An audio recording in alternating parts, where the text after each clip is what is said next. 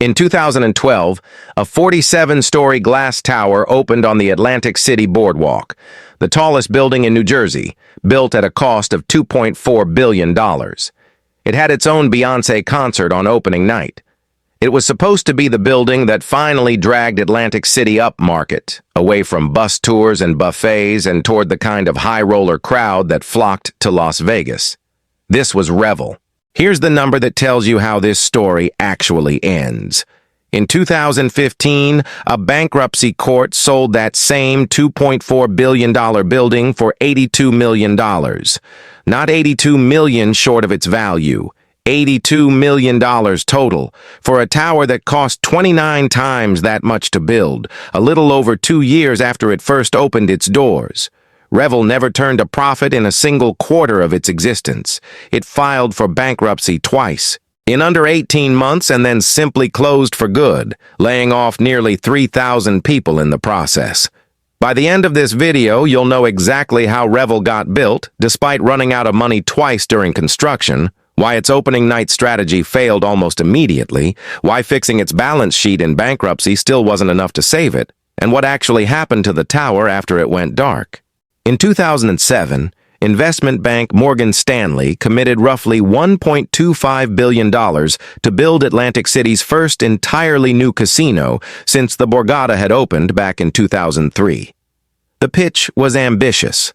A sleek, modern, 47-story resort on 20 acres of prime beachfront, positioned as a genuine Las Vegas-style alternative to Atlantic City's aging mid-market casino stock. Construction broke ground in November 2007, just as the broader financial crisis was beginning to take shape. By January 2009, with the project roughly half finished, Revel was already running out of money, laying off hundreds of construction workers and halting interior work while it searched for more financing. It would take until the following year for the real verdict to arrive. In 2010, Morgan Stanley made a decision that should have been the end of the story. Rather than commit another $1 billion to finish a half-built tower in a gambling market that was actively shrinking, the bank walked away entirely, writing off approximately $932 million in losses on the project. A half-finished 47-story concrete shell sat on the Atlantic City Boardwalk for the better part of a year, with no clear path to completion. In February 2011, New Jersey's state government stepped in, offering up to $261 million in tax credits to help finish construction, contingent on the project hitting specific financial milestones. That state support was enough to attract a new ownership group, led by former casino executive Kevin DeSantis, who acquired Morgan Stanley's abandoned stake for just $30 million. A small fraction of what the bank had already sunk into, the half-built tower. Construction resumed. It later emerged in subsequent bankruptcy filings that the general contractor overseeing the final phase made a series of significant budgeting errors that weren't disclosed until right before opening, leaving Revel at least $100 million over budget before it had welcomed a single guest. Revel finally opened on April 2, 2012. With 1,400 hotel rooms, 150,000 square feet of casino floor, and an inaugural Beyoncé concert. It launched as the only entirely smoke-free casino in Atlantic City, with upscale dining options and a deliberate strategy of courting a wealthier clientele, rather than the day-tripping bus tour gamblers who had traditionally kept Atlantic City's other casinos afloat. That strategy did not survive contact with reality. 1 month after opening, Revel's casino floor brought in just $13 million, placing it near the bottom of Atlantic City's already declining gambling market. The property initially launched without a players' club, the loyalty program most casinos rely on to keep gamblers coming back, and its pricing on food, drinks, and rooms was widely seen as out of step with what Atlantic City's actual customer base was willing to pay. By November 2012, 7 months after opening, New Jersey's state Senate president was publicly describing the situation as dire, saying Revel appeared to be burning cash at an alarming rate. Management's response, flying in Kanye West for a run of December concerts, did not meaningfully move the numbers. By February 2013, less than a year after opening, Revel disclosed it was carrying more than $1 billion in debt and would be filing for Chapter 11 bankruptcy protection. The filing listed $1.1 billion in assets against $1.5 billion in liabilities. CEO Kevin DeSantis, who had led the project through its post-Morgan Stanley revival, was pushed out that same March. It later emerged he'd earned $8.3 million in compensation in 2011 alone, while the property he ran was hemorrhaging cash. The bankruptcy restructuring itself moved fast, and on paper, it looked like exactly the medicine Revel needed. The plan wiped out 82% of the casino's debt, cutting total obligations from roughly $1.5 billion down to $272 million, and cutting annual interest payments from $102 million down to $46 million.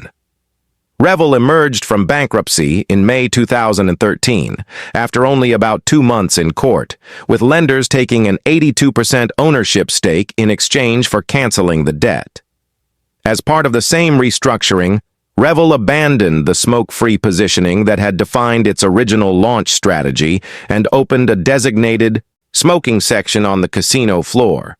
A quiet admission that the premium, health-conscious brand identity it opened with hadn't actually been what Atlantic City gamblers wanted.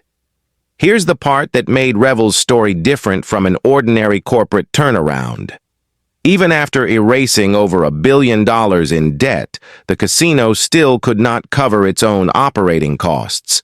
The problem was never really the balance sheet.